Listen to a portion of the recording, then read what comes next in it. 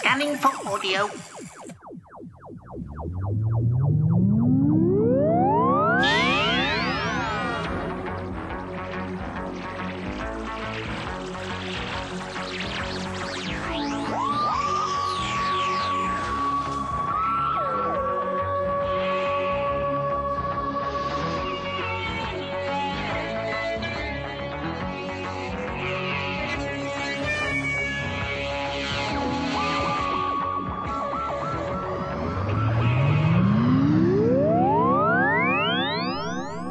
Welcome to the Tin Dog Podcast.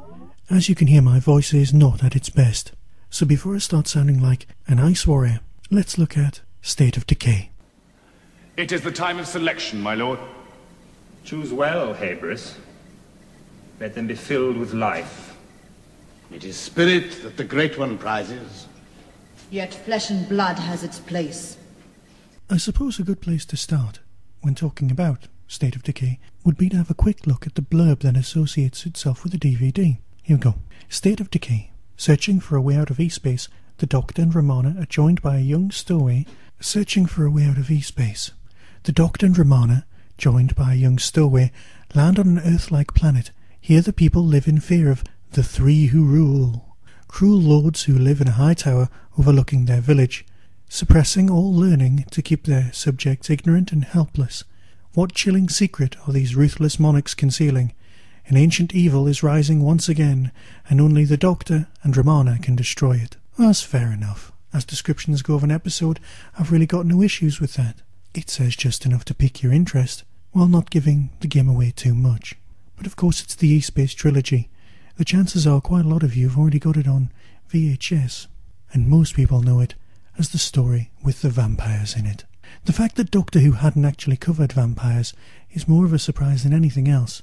Okay, there'd been other sub-vampire type stories like Claws of the Axos, which is debatable over how much of a vampire story it is, despite the fact that its original subtitle was The Space Vampires. The undead had been covered in things like The Cyberman, giving everything its wonderful Doctor Who twist. But the real surprise was more that Doctor Who had never taken vampires on head-on. Well, that's a surprise until you look at the background of this story. During what's generally perceived to be the period of Doctor Who history where they dealt with the Gothic end of things, known for most fans as the Hinchcliffe era, a script was indeed commissioned to cover vampires, written by Terence Dicks, called The Vampire Mutation. The script was nicely thought out. It was for the Doctor and Layla. The beginning was handed in, and then a diktat from on high at the BBC said, no, you can't cover anything to do with vampires or Dracula, because another department, the drama department, was making a lovely little vampire story. Now, I've not seen this version of Dracula that they did in the early 70s, but I have seen this version of the script. You see, what happened was when JNT became the producer of the show, he started going through the production office with a fine-tooth comb, and apparently, according to Doctor Who legend, there was a box labelled Scripts We Didn't Do for One Reason or Another. And of course, in this box was the script for the Vampire Mutation. This was apparently the only script worth looking at or doing. And so JNT approached his new director and said, would you like to do this? I know you've got a taste for the Gothic. He read the script and really liked it. Terence Dicks' script, after all, would be pure Doctor Who. And this is the man who, after all, wrote Brain of Morbius, so he knows his thing or two when it comes to reworking Gothic myths. However, Christopher Hamilton Bidmead didn't quite like the script and set about doing some rewrites. It's well recorded that the relationship between Dicks and Bidmead were never particularly conducive. Well, conducive's the wrong word, because conducive means to make things better for writing, and this is a great piece of writing. So perhaps the slightly fiery relationship that they did have helped the script develop to a level that it probably wasn't going to get to without either of them being at each other's throats. Of course, to describe it as at each other's throats is possibly pushing it a bit. Let's just say they didn't quite get on. The script evolved and was then taken to the director who'd already signed up. Well, this new script had a lot more technobabble in it, and in something almost unknown at the BBC, the director went back to the producer and said, look, I don't want to do this. I want to do the original script. And so the original script was dug out, augmented a little, and then it became the thing we saw before us. The Vampire Mutation was renamed State of Decay. State of Decay, of course, wasn't always the name of the project. It had been bandied around that it could be called the wasting, hence the way that the wasting comes up several times in the story. But as Terence Dicks pointed out, you don't want to set yourself up for reviewers to be able to rather lazily go things like, people are wasting their time watching this. Never leave yourself open to that much ridicule. Makes sense. And so the Doctor and Romana are wandering through the green-tinted world that is E-Space, trying to find a way out of E-Space and a way home. It's a nice overriding arc, but it does kind of get explained far too much in this storyline. But perhaps that's because we're watching DVDs rather than a weekly episode thing where, to be honest, you kind of needed things explaining a few times, especially if you happen to have missed a story. Doctor Who always did suffer from a whole repetition of plot points, but I guess that's what happens if you used to producing shows that were 7 weeks long. This one's only 4, and it's more than long enough to fulfill a very nice piece of narrative. Like the blurb said, the Doctor and Romana land on a little hamlet of a world with only one village, one tower, and nothing else. Ships seem to crash in E-Space, like the liner in Full Circle. The Hydrax had ended up on this world. Of course we don't find that out for an episode or two. There are always rebels, there's always a gothic world, there's always barkeep, there's always that kind of thing that ends up in every vampire story. As an influence, Dicks had rather used the Hammer horror end of vampire myth than, say, Dracula, or any of those other early 17th and 18th century novels that are more than familiar to anyone else studying Gothic literature. To be fair, I could talk for several hours, and trust me, I really could, on the postmodern narrative structure that makes up Dracula, but that's not why we're here. We're here to discuss State of Decay. State of Decay also marks Adric's first ever appearance in the show. But what's that I hear? You saw him in Full Circle only last week. Well, of course, like many times, the BBC don't make things in order, and this was the first story that was recorded starring Matthew Waterhouse. Here we see the Adric that we'll come to know, love, or even despise in many cases later on. The Adric who turns his back on the people that he's travelling with in order to side with the perceived villains. While I'm on the subject of Adric, I'd like to thank everyone who's emailed me with their opinions about why people hate or don't hate Adric. Anyone who hasn't emailed me yet, I'd quite like them to, because I'd like to cover why we hate Adric in a special Tin Dog podcast in a few weeks, hopefully once my voice is back to normal. So if you have an opinion one way or the other on Adric, please email me and I'll read out the best of them and I'll give you my thoughts in the Adric special. tin-dog.co.uk. Feel free to send MP3s if you're that way inclined. Does that count as a ramble? Perhaps. Tom and Lala were having that well-known falling out phase of their relationship. Apparently they wouldn't even look at each other while filming. None of this comes across in the show. It only comes across on the DVD because they're not that involved in it. Again, Tom doesn't make an appearance, giving other people a chance to be less than polite about the man. Although from an audience point of view, I just couldn't tell. I can't tell that they're falling out. I can't tell that this is part of Tom's last season. It just feels like classic Tom. The Doctor is at his best here. There are some superb scenes, some great dialogue, truly, truly great dialogue. Witty banter between those who rule and the Time Lords is just great. The only thing that may let this show down at all would be some of the model work, and that would be of, say, the Tower. And, of course, the infamous ending scene, which has perhaps the world's worst Doctor Who monster in it. I can't believe that got past any producer. This has one of the single most disappointing Doctor Who monsters at the very end, so don't get your hopes up when you're watching it. But the rest of the journey truly makes up for it. I wouldn't worry too much about the monster at the end. Just settle down for a great ride, and a great reworking of a classic myth. Because let's face it, the Time Lords can regenerate and practically live forever, and what does that make them? Almost vampire-like? Well, that's debatable for a completely another time.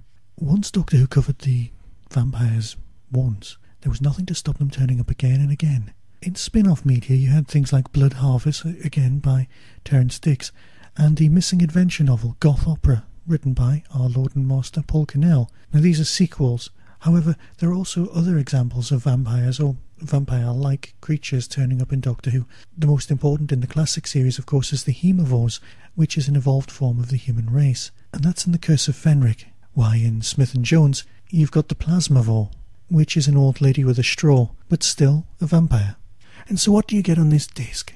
Well, DVD speaking, of course you get the story with its wonderful little text underneath, and the commentary. This time the commentary is with writer Terence Dicks and with the director, and also with Matthew Waterhouse. Matthew's actually on form, and it is very, very funny. Extra-wise, you also get a small documentary called The Making of State of Decay, and it's called The Vampire Lovers, which takes its name from a film from the 70s. Then there's a very nice documentary called Leaves of Blood, which talks you through the history of vampire literature. Now, if you are studying Gothic literature, it's actually quite a nice thing to own, so that could act as a great excuse for you to buy this box set. You've got a small featurette called The Blood Show, which is of course all about blood.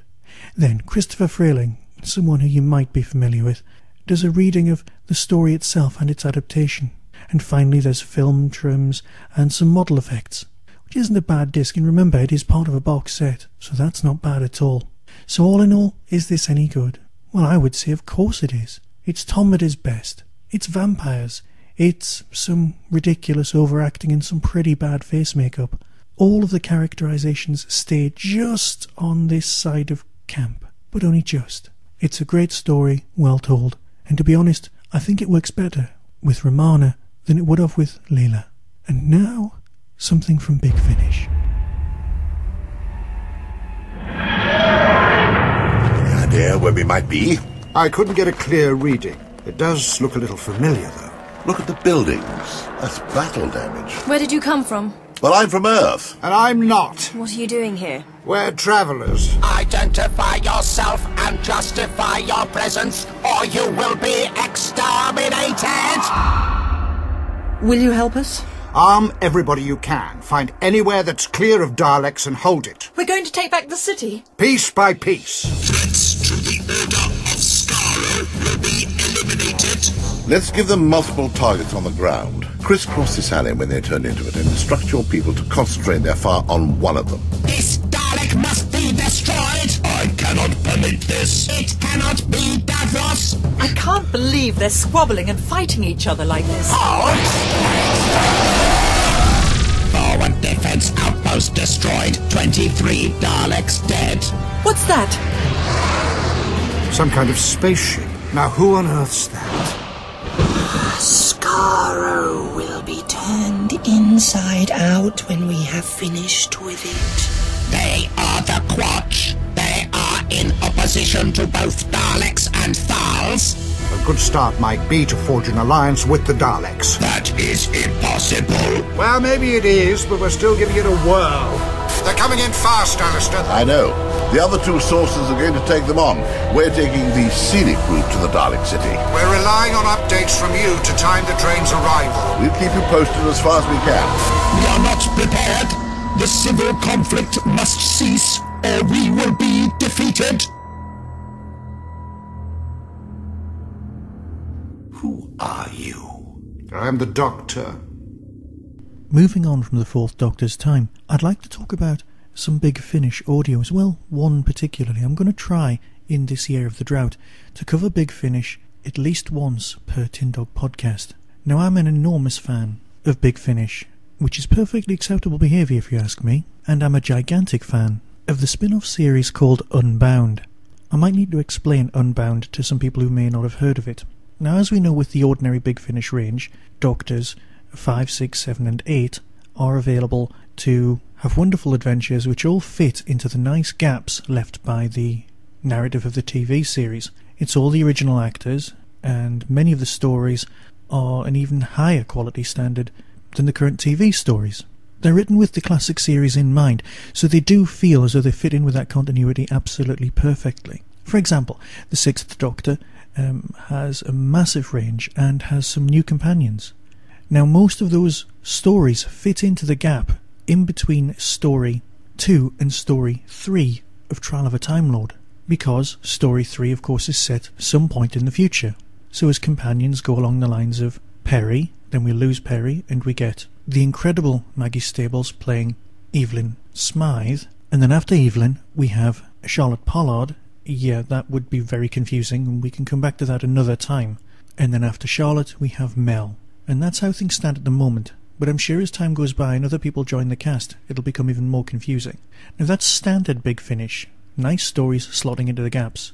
But now we have Unbound. Unbound was a spin-off series of audios dealing with the sort of what-if Doctor Who aspects.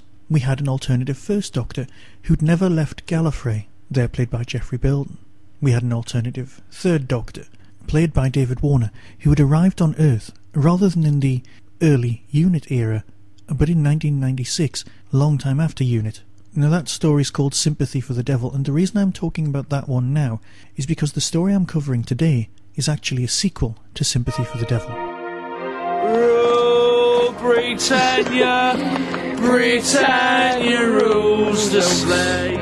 People in high places don't like my attitude. They've dumped me somewhere I can't do any harm, and they've taken away my means of escape. Where were you when I needed you, eh? I was supposed to arrive earlier, much earlier. It's 1997. I'm years out. You wouldn't believe some of the things I saw. I mean, plastic robots trying to take over the world. I ask you. I've obviously missed out on a lot of developments. Lucky you. Some of us have to live through them. Well, I'm here now. I'm stuck here now. The Chinese stealth plane crashes in Hong Kong the day before the handover. That falls under unit jurisdiction. Good. You're old friends. No, my worst enemy. You saw the red star on that thing? It's a communist plane. And as of midnight tomorrow, they're in charge. As of midnight tomorrow, the Chinese can move their whole army over the border and nobody can stop them. This, you great big honourable discharge, is General Curler, political officer with the People's Liberation Army. We are all what our actions make us. What we do makes what we are. An Englishman's home is his castle. Trespassers will be shot. It is best to bend like bamboo in the wind. That rather depends on the wind. It's worse than I thought.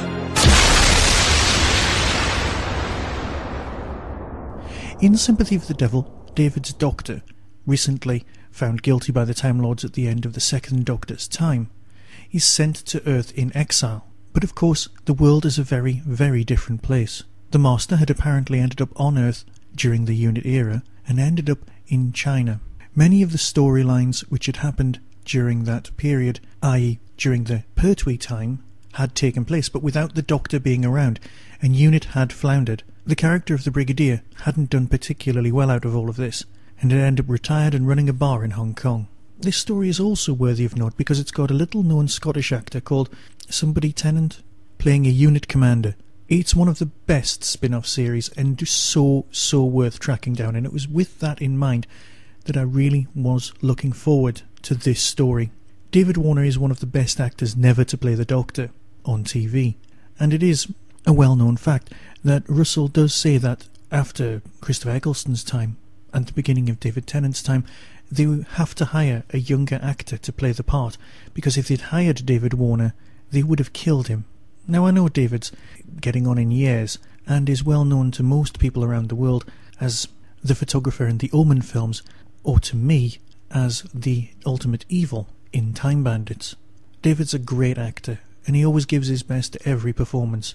I know he's also done other work for Big Finish, like the early Sapphire and Steel stories, but here David is a superb Third Doctor. With the Unbound range, old school fans like to play the games of what is that referring to, what's happened, how have we ended up at this point, what has deviated from the original perceived Doctor Who history.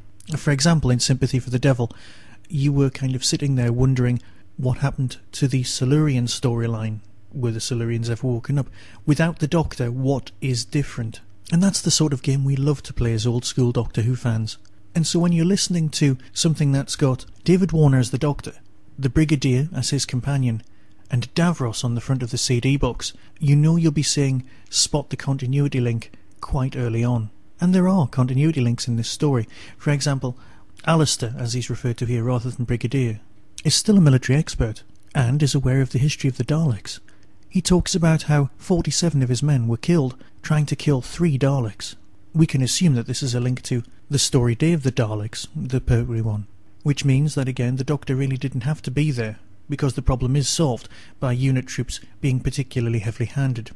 In this story as well, the Brigadier also has some mental issues. He's had the odd breakdown, which was traditional in Doctor Who books to give ex-unit personnel's mental issues, and that sort of thing's been carried on. But I'm skirting around the issue. Is this story any good? Well, of course it's good. For me, it's not quite as good as Sympathy for the Devil, but that's like saying it's not the best Doctor Who story in the world. It's still Doctor Who. It's still fantastic.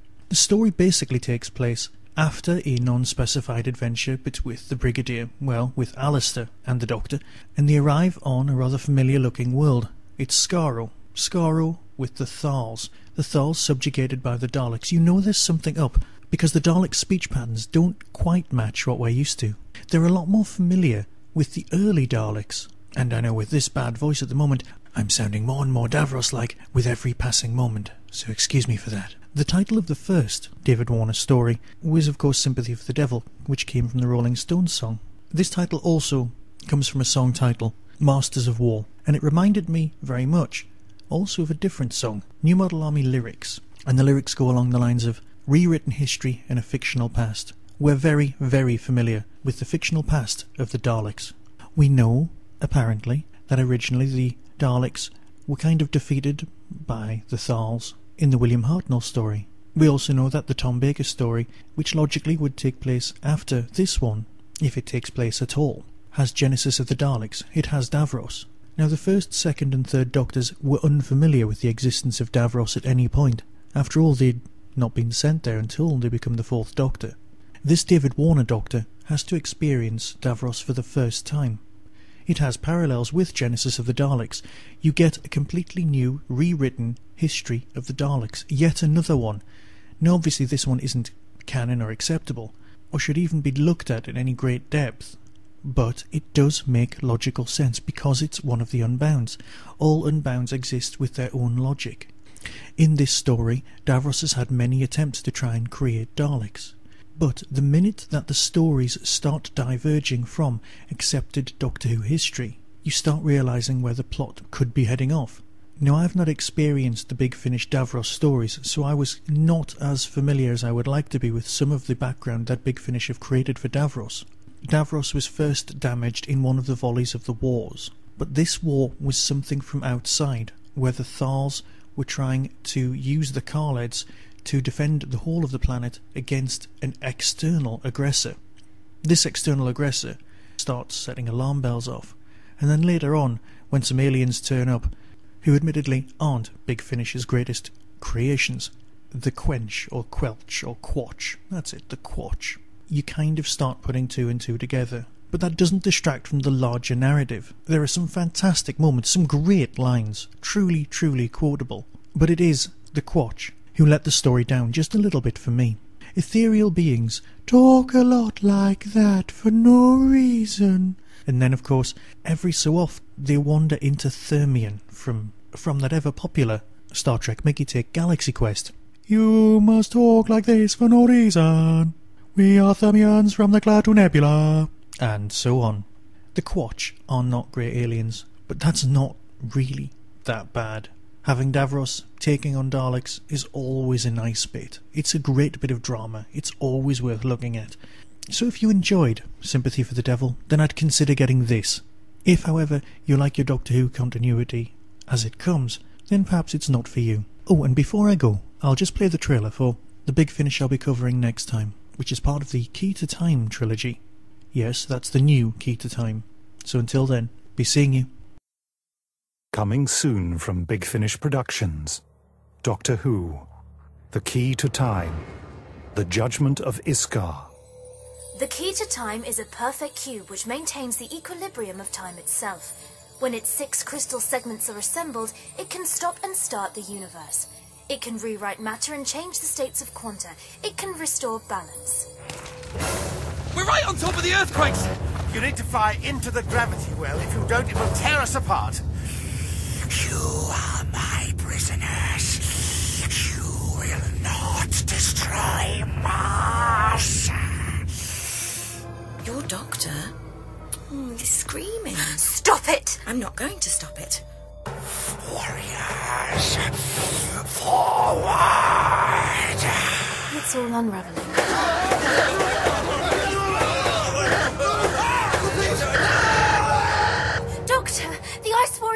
pushing forward. They just got bigger guns. If one of you opens fire, I will snap the doctor's neck. Here, in this crystal, it's holding a black hole at bay. I can feel it pressing against the sides. Such a lot of power. And mine now. You should have told me. I didn't think you'd want to know. That the key to time is collapsing, and with it the whole of the universe? That it's your fault. And with that, I'll fade away, and I'll speak to you all again very soon. Be seeing you.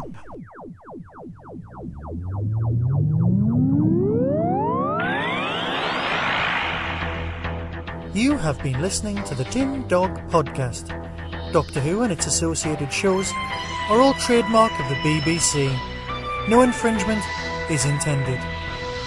Contact us at tin-dog@hotmail.co.uk. E-space isn't that small. Something's bound to turn up. You are incredible. Yes, I suppose I am really. I've never given it much thought.